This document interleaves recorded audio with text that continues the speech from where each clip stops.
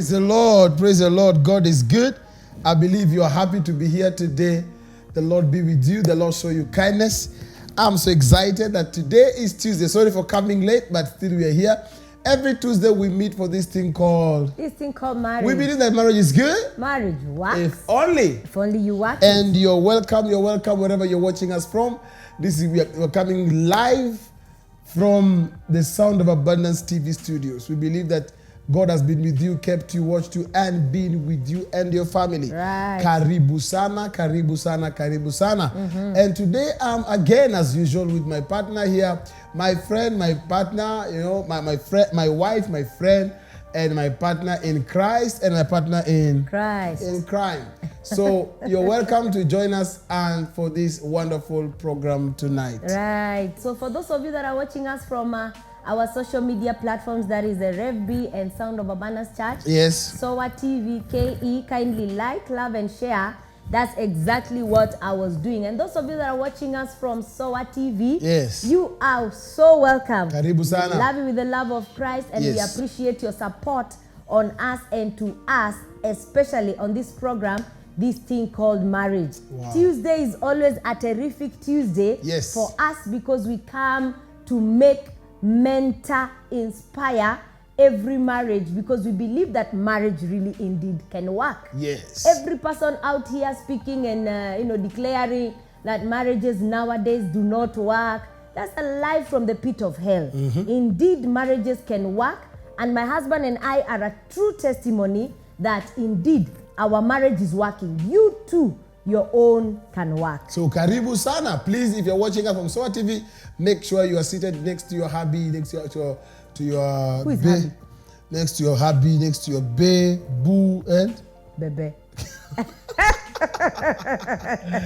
karibu sana. Please let us know you're watching us from, and those who are watching. Hakuna bebe. Bebe ni ya wapi? Ya Kweli mahindi. Kweli mahindi. But you're welcome, karibu sana. And today we want to tell everyone that is watching that please, the topic is very interesting, very sweet. We hope that in these programs you're learning a lot, and you're learning a lot, and you're learning a lot. And we are here to make sure we help you make your marriage become sweeter every day. And so today we are thanking God because of this thing called marriage. And to be very honest, one wise woman said, if you see marriage is not working, it's because if you see marriage is not working, it's because one party or both parties have refused to cooperate. I only believe in that part of both parties. That one party I refuse. It can be one party. No, it is two parties. For instance, it takes two to tango. When a husband is behaving weirdly. Why all husbands are good, just women are becoming stubborn. So all right, it is always women that are having an issue. We want to go right into the program tonight and handle and manhandle and attack the topic of the night. But I can assure you something, that the subject we're going to handle today, we might not finish it today. Okay. But we'll get up to where we can get. Yes. So make sure you're there with your pen and your paper and your partner next to you. Paper, no. Notebook, yes. Okay, notebook. Yeah. Okay. Paper itapotea. All right, fine. So make sure you have your notebook, your iPad, your tablet, your what? Your laptop.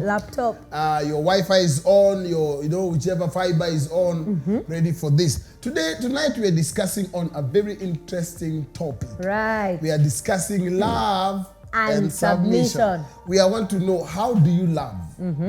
And because most of the time, women are the ones who are not satisfied with what they get. So we want first to start with, what is the definition of love? What is the definition of submission?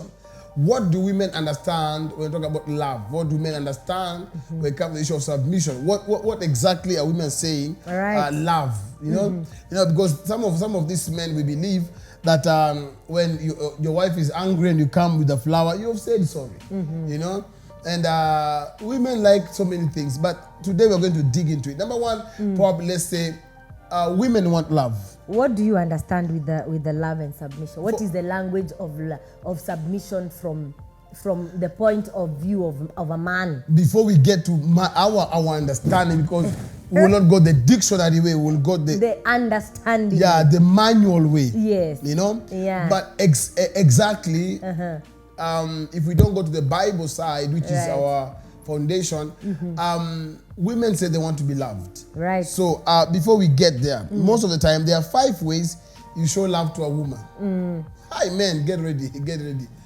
We men, get ready. I don't know how. I think we'll do one by one. No, first of all, wait, we'll do one by one first. We'll do one on each side. And where there's more pressure, we'll dwell there a little. So, yes. For me, I think just to tackle like an intro or the meaning, I think what we should like touch the tip of the iceberg. All right. What we should touch on is generally what does men understand as the language of submission? What does women understand as the language of love? Yes. Generally, as a man, speak for the men. As a woman, let me speak for the women. Generally, so that now we go down to what are some of the things that to us when you do or when you apply, speak that this man, my husband, loves me. Okay. Or this wife, my wife, submits to me. Okay. So for men, let me go give you the leadership role. For a man, what do you understand by submission? What is the language or what is the action as a man that you understand as submission? For men, when you talk about submission, okay, different men look at it differently. Yes. But generally, men look at submission as a woman listening to the man. You know, a woman coming under the man, a woman following the instructions and the ways of the man. Right. That's what men understand. That is basically generally, yeah. Okay. And for us as women, what we understand as a general language of love is the action of the way this person handles you. Okay. There's this men, their nature, natural nature is a bit rough and tough. Okay, quote unquote manhandling. All right, when you handle your wife like a fellow man, you don't care about their feelings, you don't care about their thoughts, you don't care about their little nitty-gritty things that they do to prove to you that they love you or they submit to you. You know, that's what I usually call is like you are living with a woman like you're in the same manner you're living with a man. So for us, love is generally action. Okay. It is what is done that we are able to now to interpret it as love. It is also what we feel again, but also most importantly, what is done. The action part of love is what now speaks volume that this man loves me. Man, did you hear that? Yes. Okay. I'm sure they did. Did you hear that Kasnia of Sorry. So what exactly we are going to discuss today in a nutshell, but I want you to get ready with your notebook and your iPad, your whatever you're using to write down jot down your notes. Is let me start with the women. Right. What women want, right?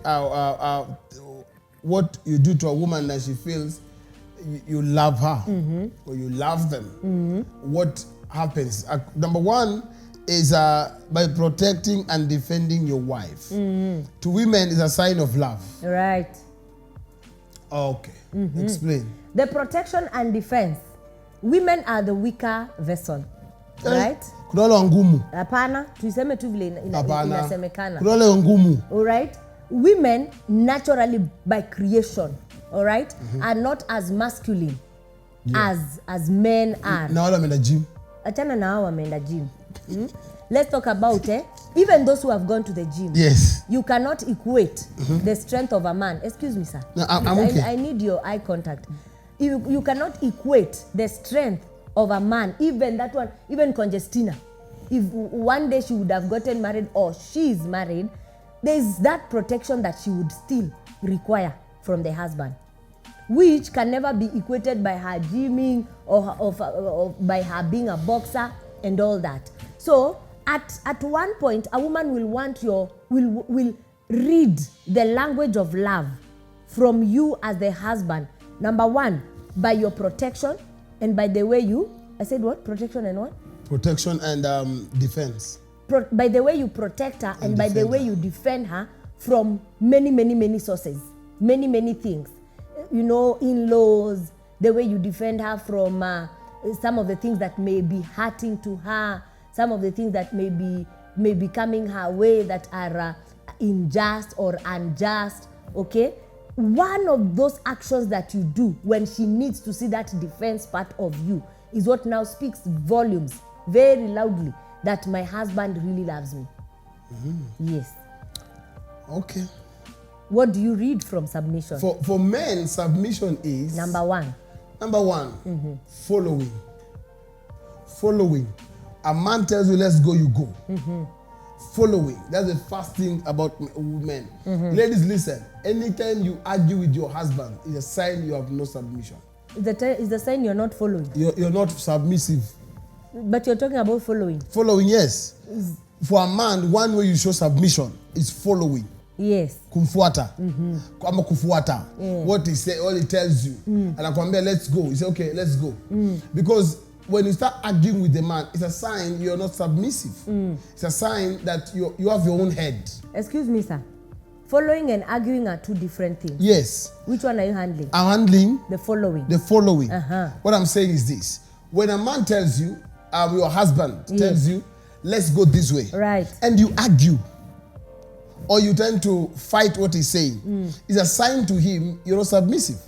So what shows you're submissive to a man is the art of following.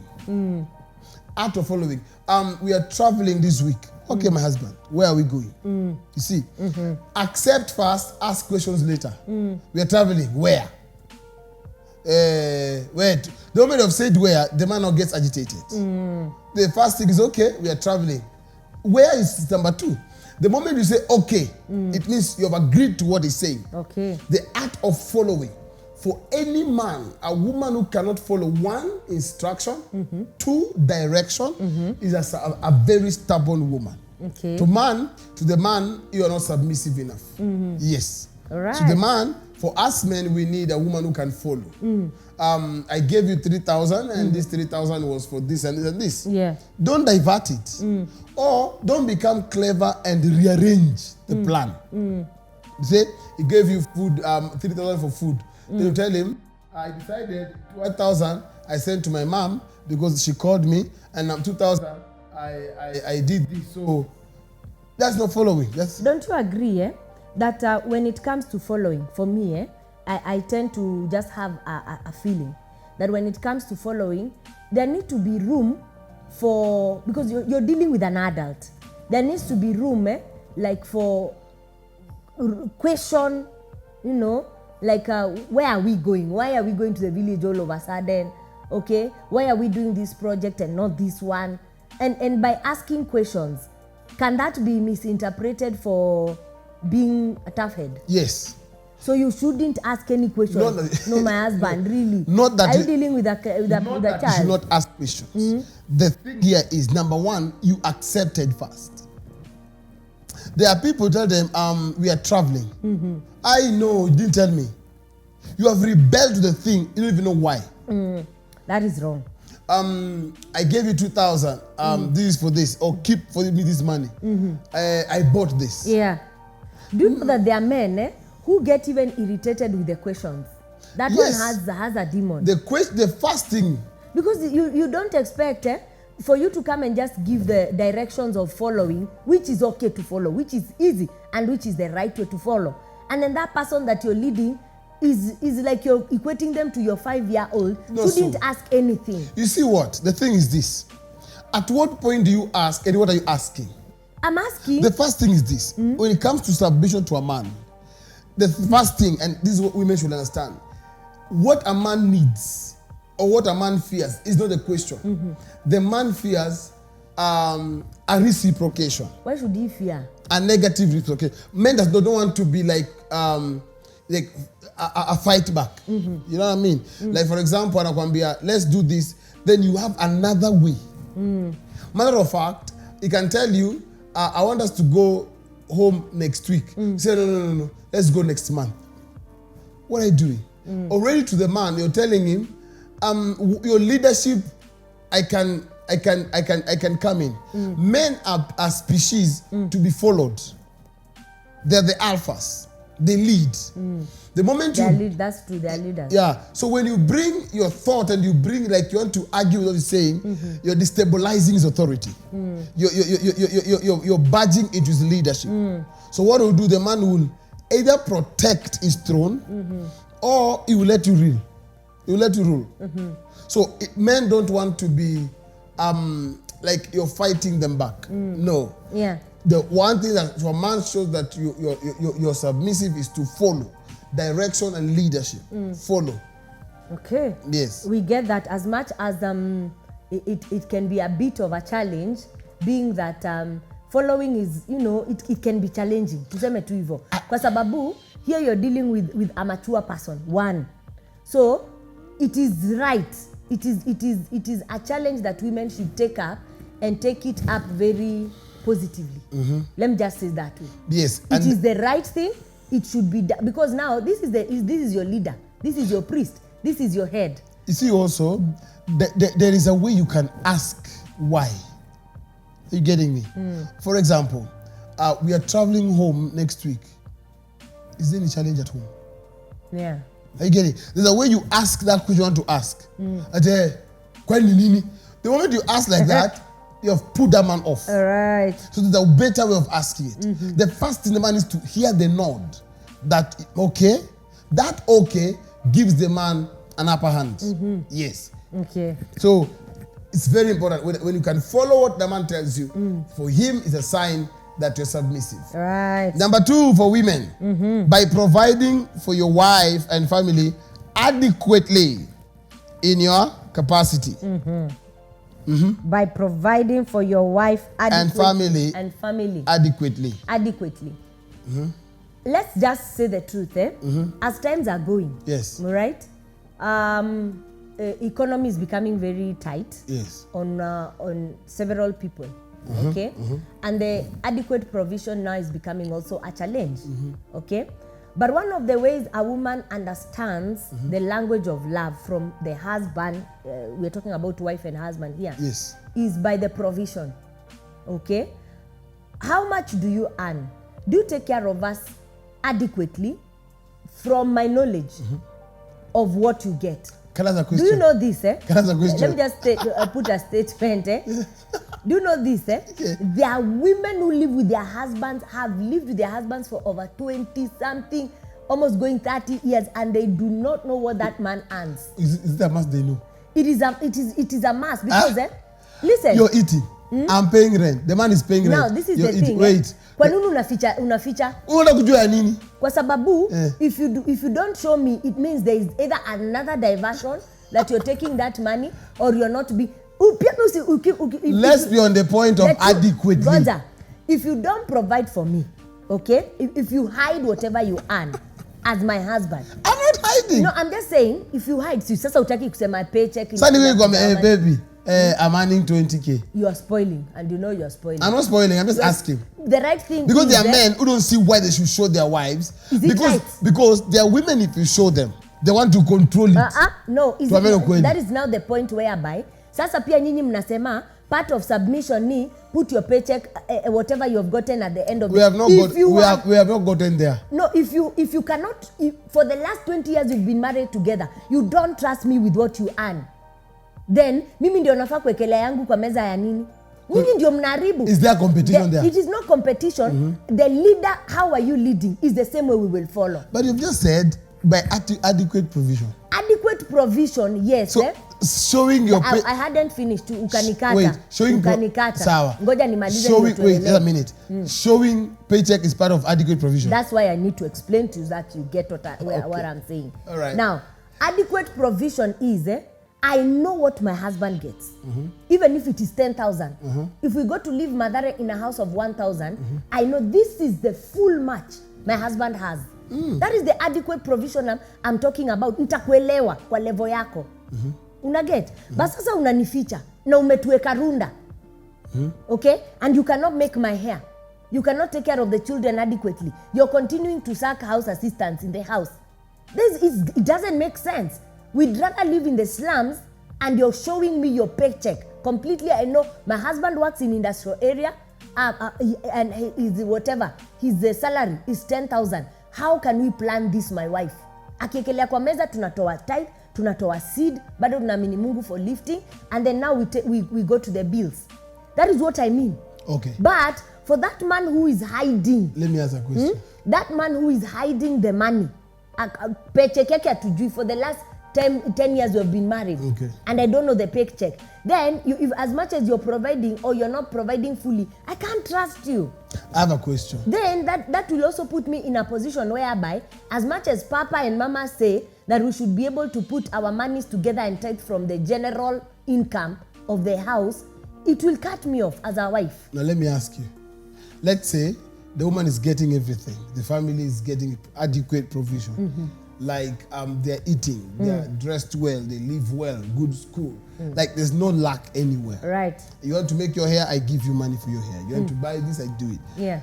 Is there a need for you still to know how much I earn? Marriage needs openness. I'm just asking. I agree. Marriage agree. needs open. That's what I'm answering. Okay? Marriage needs openness from the nitty-gritties to the big things. And money in a marriage is very important. Do you know there are women who all they need... women, we are still on the men. Do you know... Wait. There are women who all they want to know or all they care about is that there's adequate provision. They are there. They don't even care about the pay. Matter of fact, they don't care where you work, what you do, how much you earn. That's a careless wife. But they are there. What they need is to know that everything we need is taken care of. But let me tell you one thing about such kind of women. If a nice storm hits that home financially, they can't stay. Because they are there because of the provision. They don't care about the building their homes tomorrow. If a storm hits very properly, if there is a word like very properly, that woman will go. Kwa sababu ya nini? She was there because she was being taken care of. So a good woman is that woman who will ask you, my husband, how much are you getting? I am getting 15,000. Please, kindly, let's plan on that 15,000 as we are believing God for a lifting. All right? That's the kind of woman that now we are talking about now. Now, when you talk about you're being provided for adequately, you're getting everything you need adequately, you're not lacking as a wife and the children, still, if there is no openness, it means in that marriage there is secrecy.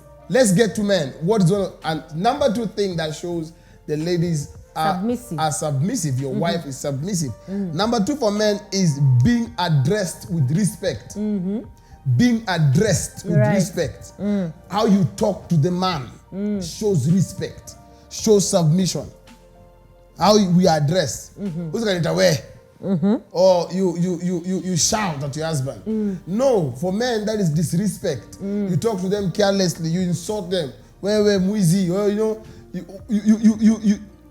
the way you address a man shows if you love him or if you respect him or not. If you're submissive or not. Even the way you talk to him in front of, more especially in front of people. This is what I want women to understand. When you treat a man as a king outside and you treat him as a trash inside, both of them are equal. Yeah. If you treat a man as king, uko inje you call him my husband. Uko inje you call him sir. Outside you call him where?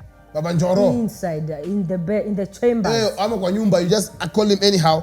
For men is lack of submission. How you a small issue you've brought to your mother, you're talking to your cousins about him. There's no submission there. Are you getting my point? Get it. So for men, how you address them. When you want to talk to a man, Mwambi, I want us to talk. Oh, this thing you're doing, I don't like it. Trying to push him down by your tone. And let me say something. There's nothing like I talk like that. For a man, ladies, you understand, there's nothing like mimi wahivyo. For a man, you must learn, you must come to the level of submitting to him. And another thing that you submit to your husband is your tone. Your tone must be submissive. You can't just call him, well, you just left the house and you leave anything. That's not respect. How you talk to your man, your husband, shows a lot of submission. Yes. Can I just put a little nitete wa mama kidogo? Let me just say it. Let me just say it. Isikwe nilinyamazia. The thing is can any woman anywhere, I'm trying to get the right words, can a woman just come out from somewhere nowhere and just talk to the man badly? Yes. It happens? Yes. Is she mad? She's not mad. Or is she moody? Or what is happening? Because you know me, I don't get it. I think for someone to talk to you badly or rudely, it must have been provoked. No matter what. As in, tuanzie tu hapo kwanza. Fine, let's talk on the basis of you have amekugwara. Ama mmekuwa na argument. Yes. Maybe the house has been rosy, you people have been happy, but something just came up, mkagwarana, both of you, si mmoja, mkagwarana. Is there room for a little anger in maybe the tone? There shouldn't be there. So huyu mtu akishi perfect, ile siku ataongea vibaya anasulubiwa. You know what will happen? Let me give an example. For example, you're talking to your husband, all right? And this husband is angry. The question is this: what is submission anyway? If you can submit to me this way, okay? And then we come to talking, when you're angry, you lift your voice. Submission, the Bible says, let wives submit to them in all things. It is not always that the voice is lifted. The thing is this: your husband has angered you. Or something has happened. Yes. Even if you're angry, you must find a ground. A respectful, a submissive ground. Unajua, this is my husband, I can't raise my voice on him. This is my husband, I can't point him on the face. This is my husband, I cannot shout at him. That thing should be at the back of the oblongata. Yeah. You get it? Yeah. So, fine. And for me, I tell people like this. This is my advice for women. If you're angry with your husband, you don't expect your husband to calm down for there to be peace. It shouldn't be like that. Yeah. It shouldn't. Who's running here? And so you find, do you know why some men end up beating up their wives? Yeah. It is not good. It's not right. It shouldn't happen. It's because an argument has gone into a place. The man is angry. The woman is angry. The question is this: all of you, your anger has flared. At the peak, who will win? The man will win, because eventually you become violent because you're still aggregating his anger. So at some point, the woman or if you calm down, say, okay, hey, man, Nafika, if I continue, this guy might slap me. So let me calm down. That consciousness. Now, it should not get there. It shouldn't. My husband is angry on this matter. He's not understanding what I'm trying to say. Calm down. Let me again also on the same point, which I am getting you, and I agree 100% with what you're saying. But on the same point, do you want to tell us that these men should be treated nicely like that? Are they themselves angels? Are they themselves reciprocating the same kind of treatment for them to get that kind of respect? This is the thing. Because kuna saa tuseme tu kweli, mtu atakuudhi, hiyo sauti ushinde kuicontain. So ukiachilia. Like now for example, we are talking to married, we are believing we are talking to it is a Christian platform. Yeah, definitely it is. Okay? Now, you're born again. Okay? And as a woman, and perhaps your husband is not. And akona tutabia tunaudhi. Strange woman hapa pale, pombe hapa pale, kukuja nyumbani late, mara hajakuja. Unaona? How do you handle such kind of a man mwenye anakuchocha tu kila siku? Kabisa, you become the worst part of you. How do you handle such kind of a man? The thing is this. Every day that man is pushing you to become the worst bit of you. Yes. The worst side of you. Still, at the end of the day, when this thing blasts out, the woman will still lose. That's how God placed it. Lose how? This is the thing. Do you mean the woman cannot manage without such kind of a man? Lose in terms of this. Lose in these terms. Whereby, without an argument. Alright? Worse be it if you're living with a man who's not born again. Yes. He will get to a point, he will hit the wife. Will the wife fight him back? If they're fighting, the man can kill this woman. That is why, as you said earlier, the woman is the weaker vessel. So, in this scenario, fine, is angering you. At that point where your anger has flared, swallow it. Look for another opportunity and bring. I'm talking to a Christian woman who has the Holy Spirit, who has the Holy Ghost. If you allow your anger to drown you, it means you've become fleshy. You've moved from the Spirit. You've become fleshy now. What needs to happen is, my husband, yesterday, I didn't like the way we ended our argument. You've calmed down yourself. But that particular moment, okay, the question is this: you're shouting, you're shouting. What will happen eventually? He will slap you. What will you do? You'll cry.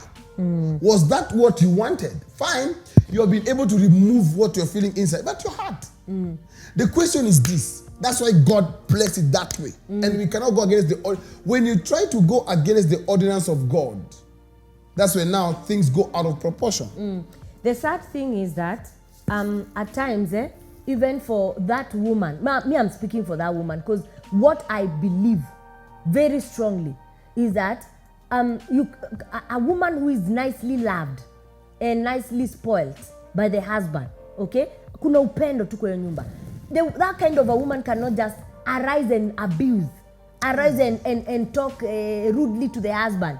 Unajua, kuna mali, like now, there's a place whereby if I'm shown love, I feel the love. Automatically, submission, especially on my tone and the way I talk to my husband, itakuwa sawa. Do you know? So the thing is, it's true. They shouldn't talk back angrily. They shouldn't raise their voice. Their tone should be toned down nicely. And everything you're saying, I agree. I'm not saying that it shouldn't. But God needs to give women grace to submit to men who push them at a corner. And then you see also, I'm telling you the truth. Another thing is here. When you don't do that, when you're not submissive to your husband 100%, man, the way God created him, he was to rule and dominate. That's what people should know. There are women, and this is where the difference comes in. There are women who their husband have loved them too much. To an extent, the man does not do anything bad to them. So what do? Is that normal? They want to manipulate the man. They want to manipulate him. Whereby, if the man does not do what the woman wants, the woman does not retaliate. You know? Yeah. That is wrong. Now, because this man does not shout, the wife will come, Apana, tune kanisa leo. The man said no. Apana. So the war will come from there. Because the woman now will find a way. Why some men become a bit rigid? It's because they want to cover that spot. So there are women, if you show them, oh honey, baby, oh, you know, it's okay, it's fine. Women tend to come above. So what is the balancing point? Balance is this. After this short break, we'll be back with the balance. Don't touch that dial.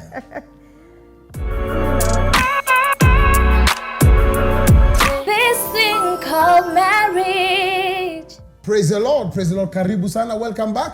We thank God for you. Today is Tuesday. We call it the Terrific Tuesday. And we believe that this day, every Tuesday, we come to you with a very great topic on the subject of marriage. Yes. We always believe that marriage is good. Marriage works. If only you want it. And today we are here to help you work the marriage. Good. And so those are watching us on Facebook, all our sons and daughters on Facebook, kindly like, love, and share. And also host a watch party. Good. Quickly, we are back on the subject of today. Tonight it is love and what? Love and submission. Wow. And we are teaching on the subject of love and submission. And we are saying there are things that every woman should know, or there are things that every man should know, that if they do this, the wife will know the husband loves her. Right. And there are things that if a woman does to the man will know that the wife submits very well. So we began by saying the first thing for the woman is that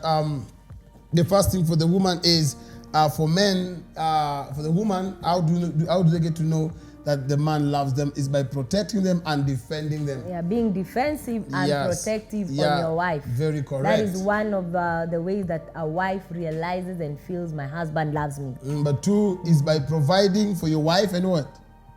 And your family adequately according to your capacity. And for men, we say number one is by following well. When a man feels is the woman submits to him very well. Yeah. When the woman are submitted to the man, when the woman is following well. So anytime a woman is following, the man is excited, and the man knows that this woman submits to me. Number two, a way a man knows that the woman is submitted is when the woman addresses the man respectfully. Right. How the woman addresses the man matters a lot to the man. Very, very important. So we are on this number three, and because of time, we want to go a bit faster. For number three, for the woman, is by lending and listening ear to what? To your wife when she needs you. Lending a word. Lending a listening ear. Atakusikizwa. Most men have a problem with listening to their wives. Men are very impatient. That's the thing. Thank you for saying it as it should come out. You have said it perfectly. I know. Most men have a challenge of listening to their wives. One, wako na ile mentality. They have a bad mentality that when their wives are talking, either wanataka kupigiwa kelele, kusomewa, kupashwa. You know that bad mentality already. When the woman just says, I want us to talk. Ashajipanga. Nini? Usura hata kama alikuwa na smile anacheza na watoto, sura inabadilikanga saa hiyo. Nini fanyika? Na remote inachukuliwa, anachukua simu. You know, there is no communication without eye contact. Nini? There is no communication. Just imagine, Yes. You're teaching someone or you're talking to people who are looking down. As a pastor, many a times I hear you tell them, look up, isn't it? Because maybe all of them are looking down and you're talking to them. You're not sure if they are concentrating. Because mtu akikuangalia hivi ndio unajua at least anakupatia attention. Alright? Now, men are poor listeners. And they want to be listened to. How can you want something that you yourself cannot give? You cannot give. You cannot. You laugh at me there. I'm very serious. It's true. Men can give. Men are poor listeners. And let me just tell you the truth. Let me say something here. Some of these things that they do are the things that we reciprocate. Mama nani? Unamwongelesha akikunja nguo. Because sasa wewe tabia mbaya. Even though umemfunza. You know you're the leader. No. Let me tell you the truth. One of the things that men should accept too is that they are leaders. Correct. And the direction, whether good or bad, they show in their home. Mother and children follow. So kama mimi unisikizangi saa ile nataka kukuambia maneno. Maybe niko na vitu kwa roho yangu zinanisumbua. My life is not progressing. Biashara is not doing well. We have been stagnant on one place for a long time. I want us to talk because you're my husband. You're the first person I should talk to. Okay? At that particular time, you're talking to someone who kwanza ashanuna. They asha kublock. Number 2, sayo ndiye anatafuta which news is going on. Baka aneka KTN news. Me, I think there's a reason to that. There's a reason. Skia. Let me just ask me which one first. Goja. Let me just. Because you see I know the reason. Which one? The reason is amezoea kupashwa, so asha lock. No, is that not the reason? The reason is this. Most men, if you see them look aside, they have gone through that road before. So anajuaga wewe ni jambo hivi, kuna mambo kimefanya ama kuna ameona ama wewe unajishuku kumaanisha you know you are not straight. Me, what I think, if a woman wants to talk to the husband, not really kumpasha. That's what I'm saying. This is tabia mbaya. This is what needs to happen. My husband, I'm feeling so low. The thing is this. It is something maybe bothering you, this person. Don't tell him let's talk. Men are always on guard. The thing is this. So how do you say it?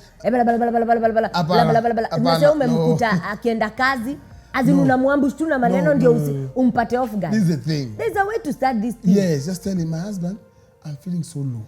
My husband. This is my husband. See, I'm feeling so low. Already, you have told him what he didn't expect when he had no guard. So what is it? What is the problem?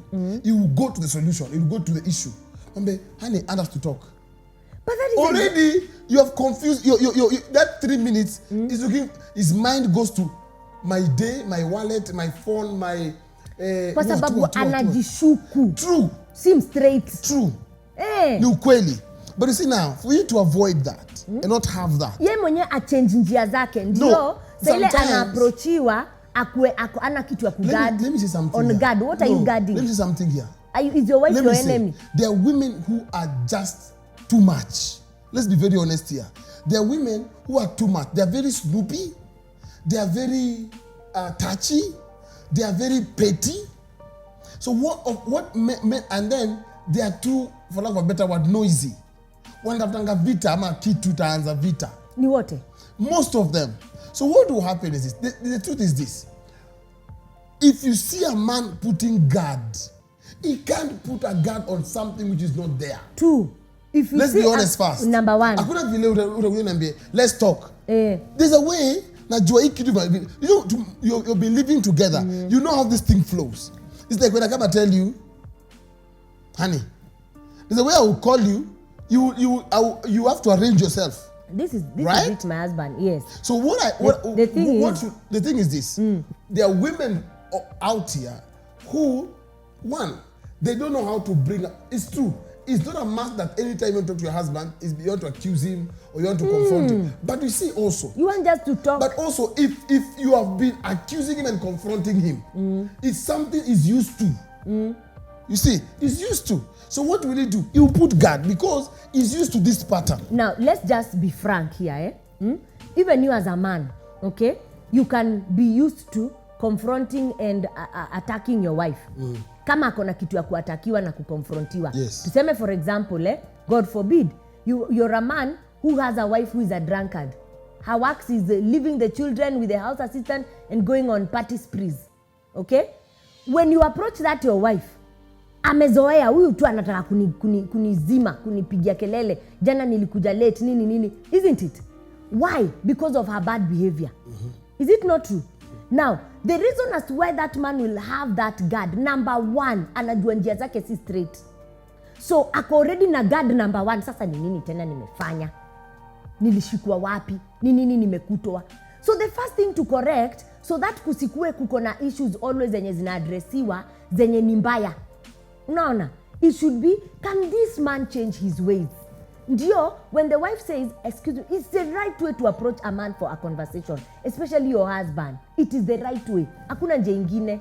Unaona? The right way is, my husband, I know you're about to go to work, but can we talk? Let me just have 10 minutes of your time. Sa hiyo maybe kuna kitu imekukalia kwa roho. Unaona? You want just to pour and akupatie cancel. Akienda. Unaona? That's the right way. Can we talk, please? Give me just 10 minutes, 15 minutes. And then akaichini akupe. See the way you're looking at me? That is what we need from as women. I know you're listening to me. I know you're taking in what I'm telling you. Without you feeling any guilt. As if I've come to kill you. As if, why should you put any guard? You shouldn't have any guard as a man. What are you guarding? Is your wife your enemy? You only have those guards when you know you're guilty negatively of something. Even if the man is guilty, even if he's guilty and you're a compassion. Afai kupashwa ya kwanza. Yes. Even if you want to tell him something. Let me do something here. If you see, and I want you to understand this point. Don't miss this point. If you see a man that is always on guard, as she said, it's true. There's something he's trying to hide. Defend. Or defend. Number two, he wants to defend himself from you. You as a person. Don't even know what he has done. For example. Sasa kama hiyo inaandoliwa. For example, I like the way you've said it. You come, my husband, can I have like 10 minutes of your time? There's something else to discuss. The first thing, how you've come. Na kabla uende, nagatunge kitu fulani. Immediately that man will lock. So you've come, can I have some few minutes of your time? He said, okay, what is it? Then you tell him, hey, I went through I bumped into a text on your phone and it broke me. It really hurt me. You see, you found an issue on his phone. And true, he knows. But the way you've come to him, even if he was to defend anything. Wewe nani alikwambia ushike simu yangu? Yes. Na kushika simu yako kila siku. Kwani unanga nafasi na amuke akuache bang mlango? No problem. It happens. Yes. But let me tell you. Next time utamuapproach aje? This is what will happen. This is what women should understand. The way you came will prick him. Itamudunga. Let me tell you, this is what men process things over time. Don't be deceived with anything that men assume. Men don't assume. Men don't. That's why you will find men don't bring up issues. Men don't go back to the past. What men will do, he will process it within him till he gets a solution, either negatively or positively. I found a text on your phone. The first thing is you go to that lady. You see, there's the thing. There are men amejua tone mama waga hivi. Na ataneka hapa dakika yote dakika 10 atanene maneno. Na uendelee kufanya hivyo. Like tanks. So I agree with you. Men definitely, all men have a defense. But it is wrong. It's wrong. But you see, women are the only people who can break that defense. How? For example, one way you break that defense is how you come. And I'll be sure with you, men will deny it. Caught red-handed, they will deny it. That is so. But this is the truth. You will prick him. Anytime you will be going out, you'll be feeling guilty. And when he comes home, even if he finds you crying, it will prick him. Wherever he will be, he will not be at peace within him. He will be at a he will try to assume. But when he sits alone, if he truly loves you, at some point, he will either change or come and apologize. But when you motor, steamer, it's like when listening to you is like hugging a transformer. It will not happen. Okay. For men, how do you get to know that the man is the woman is submissive? That's number 3. Yeah. For a man is when a woman is responsible and thoughtful. Responsible. Men hate wasters. Let me use this word. You might not like it. Men hate to feel they have a useless wife. It's true. Useless. Anyway, who go to?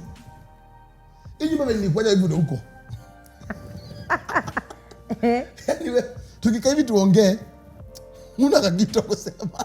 You are mumushous upstairs. Men like thinkers, because men, one of the things they don't have, or rather, men are processors. So what they like is somebody who challenges their thoughts. Yes. A smart woman. Hey, I want to buy land. What do you think? Most men, leave alone these other funny men, will ask my wife, what do you think? Now, this is what men look for. Women get this right. Men is not looking for your decision. Is looking for your suggestion and opinion. Suddenly, no, that's not the thing was looking for. Men like women who can think. Mara mingi wanaambiwa wanunue. Wanaambiwa zulikata kununua, kwenda usiniambie. What men are looking for? Not a woman anakuambia, "Ai mimi sijui." Awe jipange. Ukitaka wewe mimi sijui ile bali tutapeleka tena. Ama unaongelesha slay queen yako kwa chinga. Wewe ukitaka, wewe unataka kubai wapi? La chewing-gum is as if she wants to bite you. Her own self. A man with brain, a man that is visionary and focused. If the wife is smart, he will let the wife run the show. Because men, those are. But I could do happen. Honey, how are you? Fine. How was your day? Anything new today? No, just you are sleeping. And that issue we discussed concerning business. Sijafikiria bado.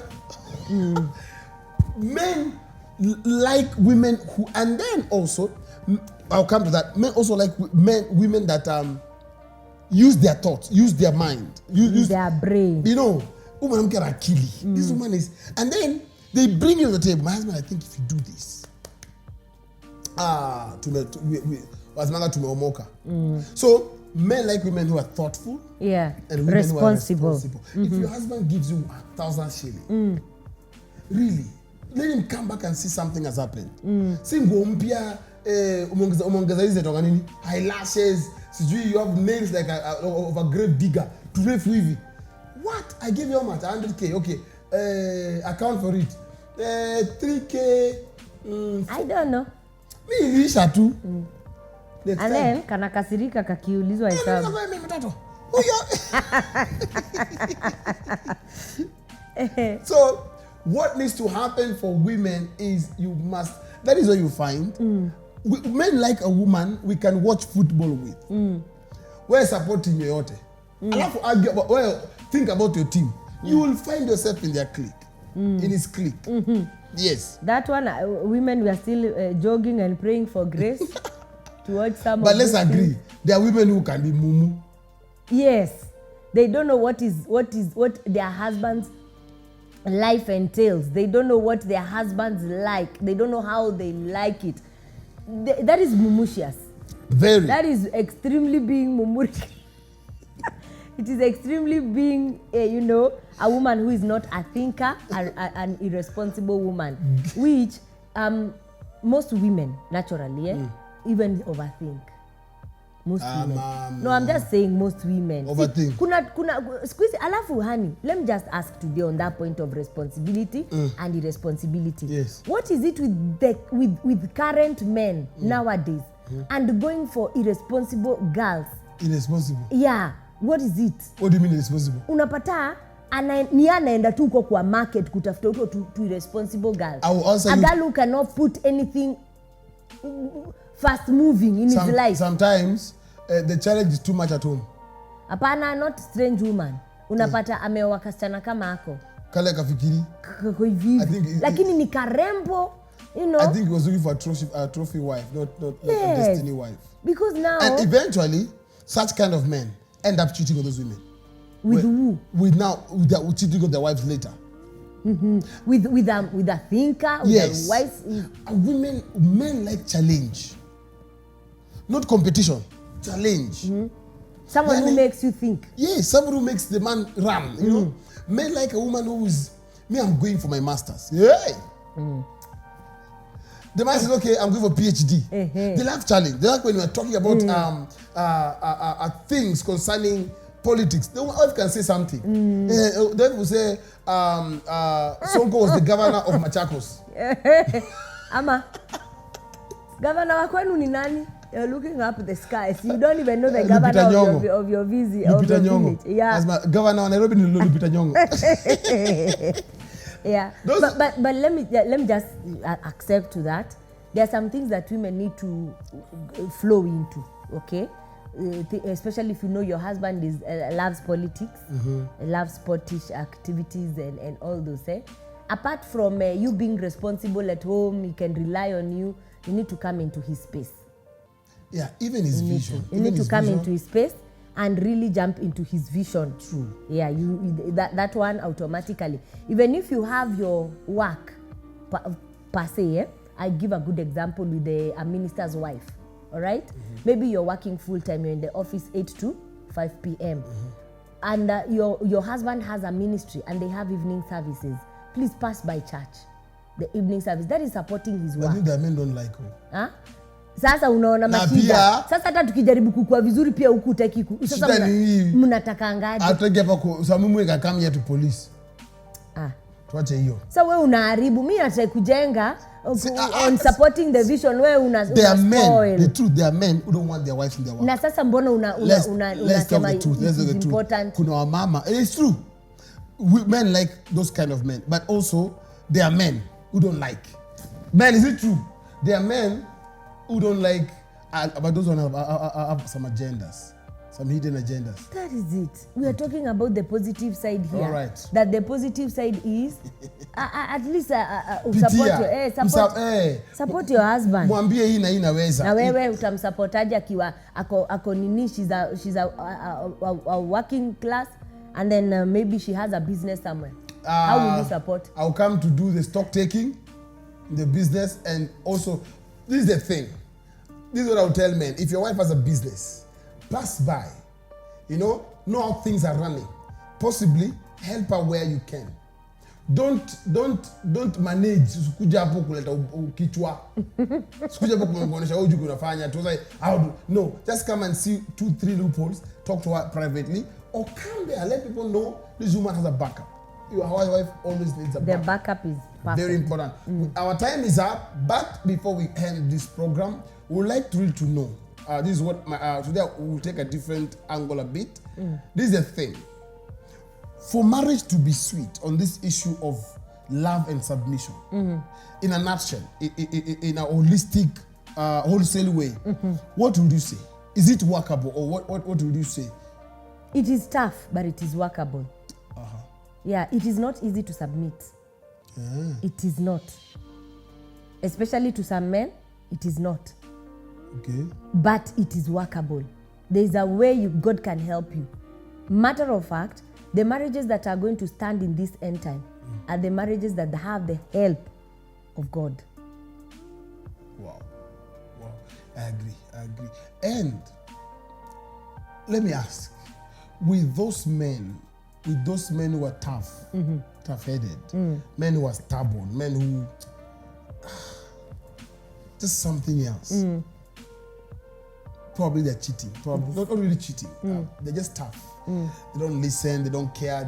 They're hard-hearted. How would you tell the woman? How do you think the woman should handle that kind of person? For me, how the woman should be able to handle that person, it is, again, I repeat, it is not easy to live with such kind of a man and submit. Okay? For me, so that you don't get aggravated, okay? So that you don't continue being the worst part of yourself. Huyu mwanaume anakufungua tu ile pande mbaya. The thing is, give him space. Completely. What do you mean space? You need to cook. Okay. You've gone to work. If I see you in the evening, God bless you. Give him his, wacha ajipike huko. Let him have, yes. Because now you've tried having a sitting with him, he's not changing. Probably you've gone to the pastor, he's not changing. Probably you've called your parents, he's not changing. You've tried all the things. This, I'm talking to someone who sasa amefika kwa kona. Wacha kukufa na stress. Wacha kupiga kelele. You only have the option of let him be and you concentrate your life with other things. If you meet at home in the evening, okay. Atafika mwamba, atagonga mwamba. There's a point atafika atagonga nini ukuta hivi mwisho. There are times you need to show tough love. Oh. Yes. For me, what I would say for men, your wife is this rowdy. Bio, they are always on Kipchoge Stadium. The thing is this, with women, you have to be understanding. For men, women are so demanding. A lot. Women, their demands are not big things. So many small things that can annoy. Entire. Inachosha. Women, they are so, let me use the word petty. Petty is a bad word. Petty is wrong. The women are so nitty, you know? They have wakona to V2, to small things. What you need to know is first, learn to handle your wife's emotions. This is the way. Learn to cool your wife down. Learn to show her what you're saying is wrong to me.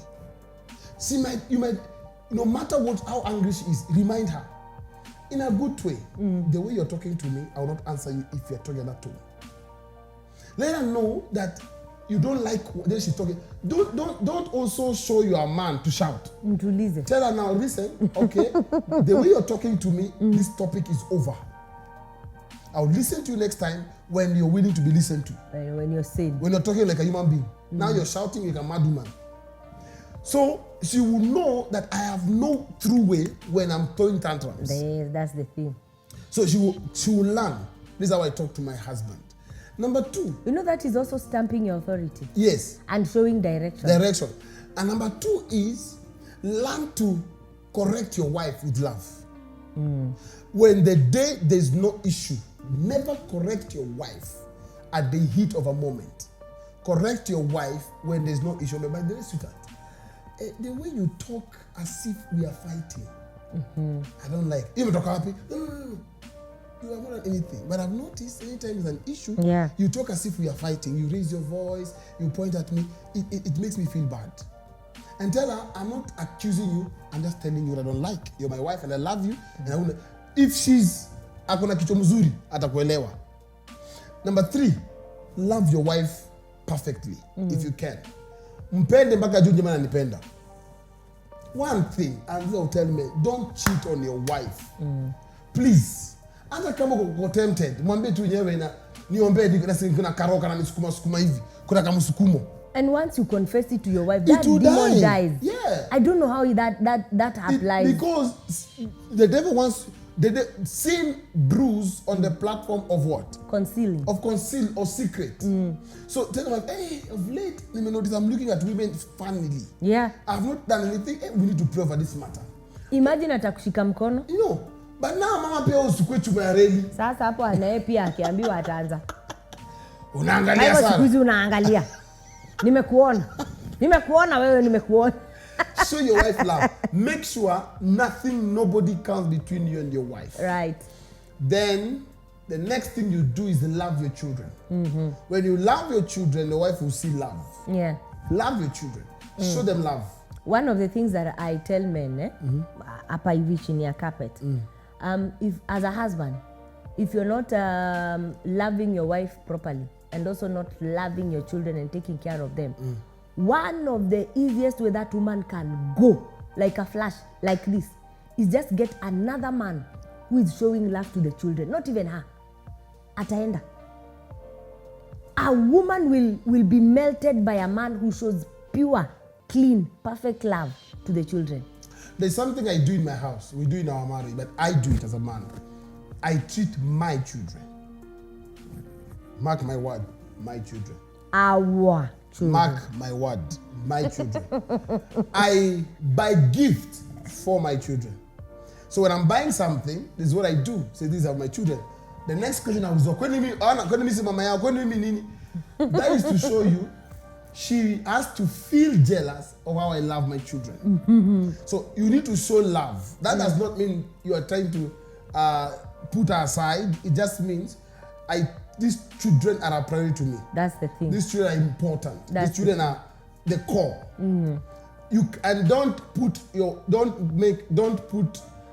Don't put your love for your children above your wives. Right. But also show your children love. Create time with them, for them. Spoil them. Do things that make your children happy. Create time for your children. And then the marriage will work. We believe you've been blessed. We believe you've been happy. We believe that something good is coming. We want to appreciate God for everyone who has been watching. And we encourage you to keep watching this program, this SOA TV, and this thing called marriage. And any question you have, concern, or any contribution, you can also, the same thing, you can send the text on the same lines, 0727 438 728 or 0705 899 608. That's the number to call or text, and then you'll be directed and those questions will come and you'll be able to. Also, you can inbox us on our Facebook page. You can follow us on all our Facebook platforms. You can get the Woman of God on Instagram. Right. What's the Instagram? My Instagram page is Pastor Juliet Akama. Yes. And on Facebook? My Facebook page is also Pastor Juliet Akama. And the Lord? Ladies of Royal Distinction, also on Facebook. Yes, you can get me on Rev B Akama and Son of Abundance. You can also get us on SOA TV KE. And I'm on Instagram, Rev B Akama, and God will bless you. And for now, we want to say that God bless you, keep you, and watch over you. You and your marriage definitely will work. Every Tuesday, me and this beautiful girl of mine, we always say that marriage is good. Marriage works. If only you work it. And bye for now. God bless you. God bless you. This thing called marriage.